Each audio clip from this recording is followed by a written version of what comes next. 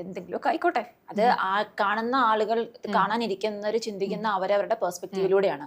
അപ്പൊ ഞാൻ ചിന്തിക്കുന്ന പെർസ്പെക്റ്റീവിലല്ല നീ ചിന്തിക്കുന്നത്.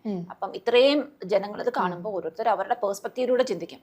അപ്പൊ അത്രേ ഉള്ളൂ എന്നാണ് എനിക്കത് ഫീൽ ചെയ്തത്. ഓക്കെ, സോ ഇപ്പൊ അവരത് ക്ഷമിച്ചു കഴിഞ്ഞാൽ അത് അക്സെപ്റ്റ് ചെയ്യുന്ന കുറച്ച് ജനങ്ങളുണ്ടാവും, ക്ഷമിക്കാതിരുന്നാൽ അത് അക്സെപ്റ്റ് ചെയ്യുന്ന മറ്റു കുറച്ച് ജനങ്ങളുണ്ടാവും. അത്രേ ഉള്ളൂ.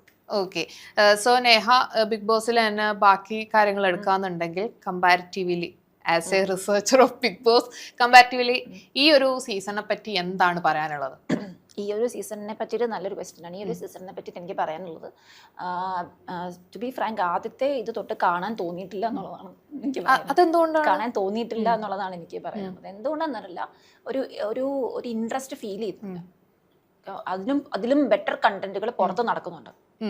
നേരത്തെയൊക്കെ ബിഗ് ബോസ് നടക്കുമ്പോൾ അത് മാത്രമായിരുന്നു ഒരു വലിയ കണ്ടന്റ്. മറ്റ് കണ്ടന്റ്സ് ഉണ്ടെങ്കിലും അത് അതിലും മുകളിൽ നിന്നിരുന്നു.